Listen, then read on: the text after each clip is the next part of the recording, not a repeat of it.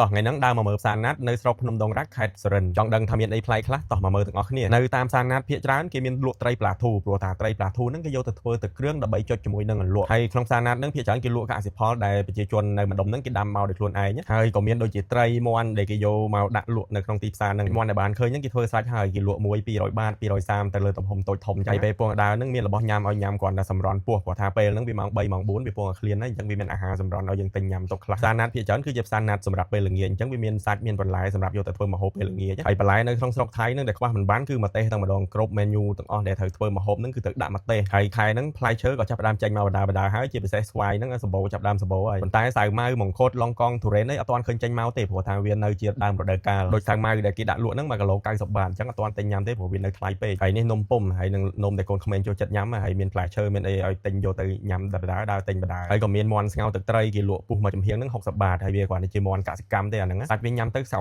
កវាមិនឆ្ងាញ់ដូចមាន់ស្រែដែលអ្នកស្រុកគេលក់បើថាចង់ញ៉ាំមាន់ស្រែតើទិញពីអ្នកស្រុកហ្នឹងព្រោះថាគេមានដាក់តាំងលក់ដូចនៅដើមឃ្លីបហ្នឹងដែលខ្ញុំផុសទៅហ្នឹងហើយក៏មានតសក់ដែលគេដាំហើយគេយកមកលក់ហើយនឹងមានត្រីដុតអំបិលហ្នឹងគឺត្រីប្លានីនត្រីឡាប់ឆាហ្នឹងមានទាំងស្រស់ហើយនឹងដុតស្រាប់ហើយក៏មានលក់សាច់ជ្រូកស្រស់ដែរសាច់ជ្រូកដែលគេកាប់យកមកលក់នៅផ្សារណាត់ហ្នឹងគឺសាច់ជ្រូកដែលកាប់ស្រស់ព្រោះថាគេកាប់ហើយគេយកមកលក់គេអត់បាច់ខ្លះសេប៉ុន្តែបើថាយើងទិញទៅតាមហាងគេត្រូវខ្លះសេតកហើយក៏ដើរទៅក៏ឃើញមានទុរេនលក់1គីឡូ100ប៉ុន្តែគ្រាន់តែថាអត់ទិញទេព្រោះថាទុរេនហ្នឹងគេអត់បកឲ្យផងប្រហែលជាទុរេនជ្រុះដែលគេយកមកលក់ហើយនំដែលគេនិយមគឺដូណាត់ហ្នឹងម្ដុំ5បាតទិញឲ្យកូនក្មេងញ៉ាំកូនក្មេងចូលចិត្តញ៉ាំណាហើយមើលស៊ីមាន់គេក៏ហមល្អតបហ្នឹងហើយក៏មានកន្លែងឲ្យកូនក្មេងលេងគ្រាន់ថាពុកម៉ែយកកូនមកជាមួយអញ្ចឹងយកកូនទៅឲ្យលេងឡើងហ្នឹងហើយទៅដើរផ្សារដល់ពេលដើររួចទៅមកយកកូនទៅផ្ទះបណ្ដោយហើយកូនក្មេងចូលចិត្តមកផ្សារណាព្រោះថាមកទៅវាសម្បូររបស់ញ៉ាំដល់ពេលសម្បូររបស់ញ៉ាំអញ្ចឹងនាំគ្នាចង់មកឲ្យតែឮថាមកផ្សារណាត់ដឹងតែនាំគ្នាចង់មកហើយមាននំមានបង្អែមមានត្រីមានមាន់អាំងអីអញ្ចឹងញ៉ាំឲ្យបានគ្រប់យ៉ាងហ្មងម៉ោងត្រឹមជាម៉ោង3រសៀលប្រហែលជាគេអាំងអីរួចហើយក៏មានរបស់ទិញឲ្យទិញញ៉ាំដែរហើយនេះកតុយគោហើយតបនឹងគេលក់សាច់គោបើនៅថៃគេមិនសូវនិយមហូបសាច់គោដូចនៅខ្មែរយើងទេហើយបើមានក៏ភាគច្រើនគឺជាគ្រឿងក្នុងគោដែលគេស្ងោររួចស្រាប់អញ្ចឹងហើយក៏មានលក់គ្រឿងសមុទ្រដាក់ខ្លះសេតកមកហើយអាខ្លះក៏ស្រស់អាខ្លះក៏មិនសូវស្រស់ដែរហើយបកងដែលឃើញហ្នឹងភាគច្រើនគឺជាបកងចិញ្ចឹមហើយដើរទៅក៏ឃើញមានគេលក់មានលក់មានហ្នឹងគេដាំនៅចការខ្លួនឯងនៅចិត្តផ្សារហ្នឹងហើយណាហើយ1គីឡូ